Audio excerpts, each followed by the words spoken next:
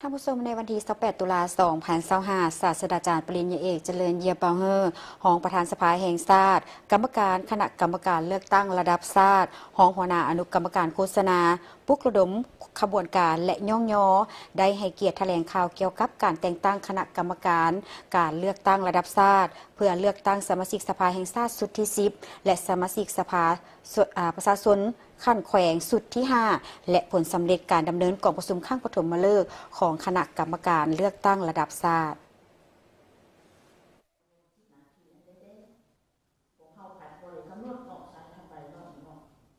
ทางได้กล่าวว่าสำหรับสมาชิกสภาแห่งชาติสุดที่9และสมาชิกสภาประชาชนขั้นแข่งสุดที่4แม้นได้รับการเลือกตั้งในครั้งวันที่21 กุมภาพันธ์ 2021และมาฮอดวันที่21 กุมภาพันธ์ 2026ครบรอบ5 ปีพอดีและจะหมดอายุการในวันที่22 มีนาคม 2026ที่จะมาถึงนี้ฉะนั้นเพื่อปฏิบัติตามมาตรา 111 ของรัฐธรรมนูญแห่งสาธารณรัฐประชาธิปไตยประชาชนลาวฉบับปี 2025และมาตรา 26 ของกฎหมายว่าด้วยการเลือกตั้งสมาชิกสภาแห่งชาติและสมาชิกสภาประชาชนขั้นแขวงฉบับปี 2024เกี่ยวกับการแต่งตั้งคณะกรรมการเลือกตั้งระดับชาติและระดับท้องถิ่นคณะประจำสภาแห่งชาติได้ออกมติฉบับเลขที่277ทับคปจลงวันที่7 ตุลาคม 2025ว่าด้วยการแต่งตั้งคณะกรรมการเลือกตั้งระดับชาติเพื่อเลือกตั้งสมาชิกสภาแห่งชาติสุดที่10และสมาชิกสภาประชาชนขั้นแขวงสุดที่5และทานประธานประเทศแห่งสาธารณรัฐประชาธิปไตยประชาชนลาวได้ออกรัฐดำรัสฉบับเลขที่172ทับปปทลงวันที่24 ตุลาคม 2025ว่าด้วยการประกาศการแต่งตั้งคณะกรรมการเลือกตั้งระดับชาติเพื่อเลือกตั้งสมาชิกสภาแห่งชาติสุดที่10และสมาชิกสภาประชาชนขั้นแขวงสุดที่5ซึ่งคณะกรรมการเลือกตั้งระดับชาติประกอบด้วยจำนวนทั้งหมด21 ทานในนั้นหญิง6 ทานและมีคณะประจำการจำนวน10 ทานหญิง2 ทานสำหรับคณะประจำการของคณะกรรมการเลือกตั้งระดับชาติประกอบด้วย10 ทานดังนี้ 1. ท่านปริญญาเอกไสสมพรปวิหารกรรมการกรมการเมืองศูนย์กลางพรรคประธานสภาแห่งชาติเป็นหัวหน้าคณะ 2. ท่านปริญญาเอกคำพันธ์พรหมทัศน์กรรมการกรมการเมืองศูนย์กลางพรรคประธานคณะกวดกาศูนย์กลางพรรคและองค์การกวดกาแห่งรัฐเป็นห้องหัวหน้า 3. ท่านพลเอกวิไลหลาคำฟ้องกรรมการกรมการเมืองศูนย์กลางพรรคห้องนายกรัฐมนตรีกระทรวงป้องกันความสงบเป็นห้องหัวหน้า 4. ท่านนางสีไส้ลือเดชวงซ่อนกรรมการกรมการเมืองศูนย์กลางพรรคหัวหน้าคณะจัดตั้งศูนย์กลางพรรคเป็นห้องหัวหน้า 5. ท่านปริญญาเอกนางสุนทรสัญญาจักรเลขาธิการศูนย์กลางพรรคห้องประธานสภาแห่งชาติเป็นกรรมการทั้งเป็นผู้ประจำการของคณะ 6. ท่านศาสตราจารย์ปริญญาเอกเจริญเนียเปาเฮอร์กรรมการศูนย์กลางพรรคห้องประธานสภาแห่งชาติเป็นกรรมการ 7. ท่านคำไวดำรัตน์กรรมการศูนย์กลางพรรคห้องประธานสภาแห่งชาติเป็นกรรมการ 8. ท่านสมมาตรพลเสนากรรมการศูนย์กลางพรรคห้องประธานสภาแห่งชาติเป็นกรรมการ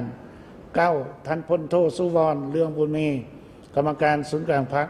ห้องประธานสภาแห่งชาติเป็นกรรมการ 10. ท่านสันติภาพพลวิหารกรรมการศูนย์กลางพรรครัฐมนตรีกระทรวงการเงินเป็นกรรมการ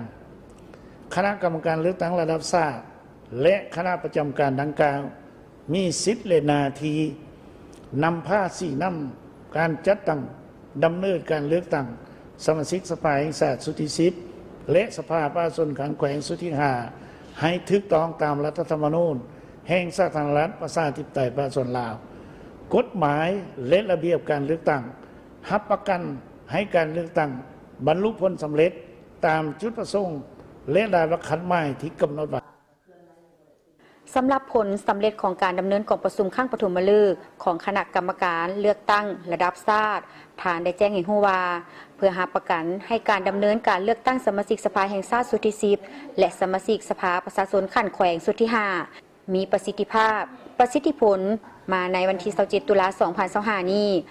คณะกรรมการเลือกตั้งระดับชาติได้ดำเนินกองประชุมครบคณะข้างปฐมฤกษ์ของตนภายใต้การเป็นประธานของปริญญาเอกไสสมพรพรหมวิหารประธานสภาแห่งชาติประธานคณะกรรมการเลือกตั้งระดับชาติเพื่อพิจารณาและตกลงเวียกงานสำคัญที่จำเป็นและหีบด่วนจำนวนหนึ่ง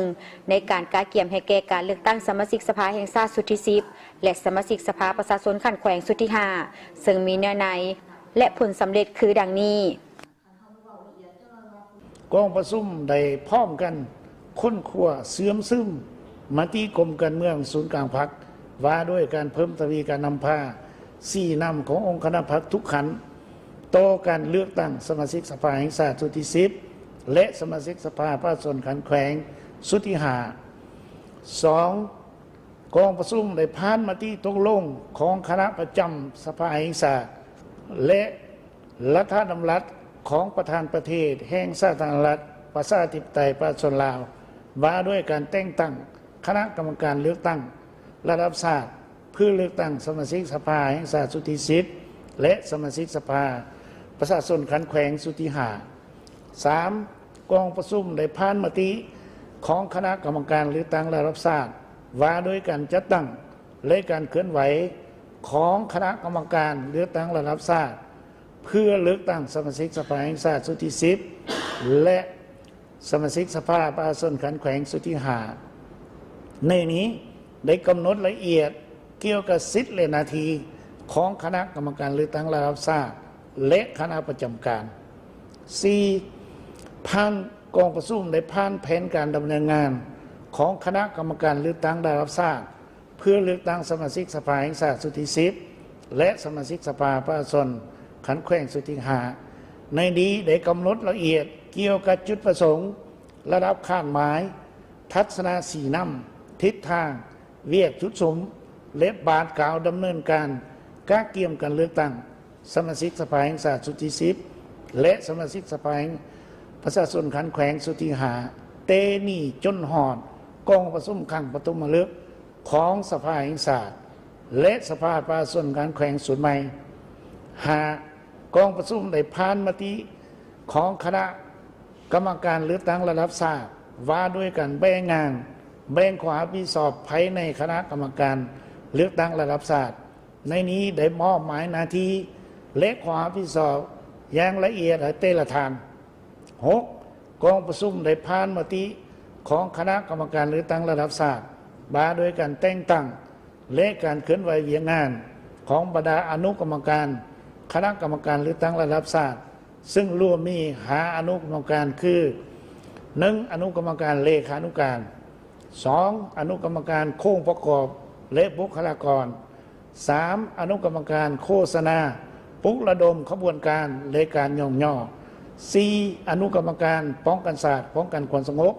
5. อนุกรรมการบริหารและงบประมาณการเลือกตั้งสมาชิกสภาประชาชนสุดที่10และสมาชิกสภาประชาชนขันแขวงสุดที่5เป็นเหตุการณ์ประวัติศาสตร์ที่สำคัญยิ่งในชีวิตการเมืองของชาติและของประชาชนลาวบรรดาเผ่าฉะนั้นพวกเขาต้องเพิ่มทวีความสามัคคีเป็นปึกแผ่นภายในชาติภายในชนเผ่าตัดสินใจสู่สนผ่านพาสิ่งท้าทายทดสอบต่างๆห่วมแหงห่วมใจกันเป็นเจ้าการและรับผิดชอบสูงทั้งประสานสมทบกันอย่างกลมเกลียวเหตุให้การกาเกี่ยมการเลือกตั้งสมาชิกสภาแห่งชาติและสมาชิกสภาประชาชนขันแขวงสุดใหม่นี้กลายเป็นปางบุญใหญ่ของชาติติดแทกกับสภาพการตัวจริงของประเทศชาติก็คือแต่ละท้องถิ่นและมีผลสำเร็จตัวจริง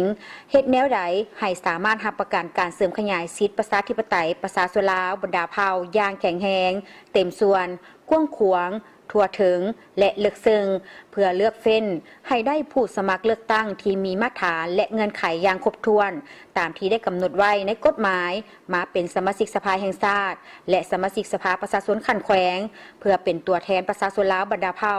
ปฏิบัติสิทธิอำนาจของประชาชนอยู่ในองค์การอำนาจแห่งรัฐปกป้องสิทธิและผลประโยชน์อันชอบธรรมของประชาชนลาวบรรดาเผ่า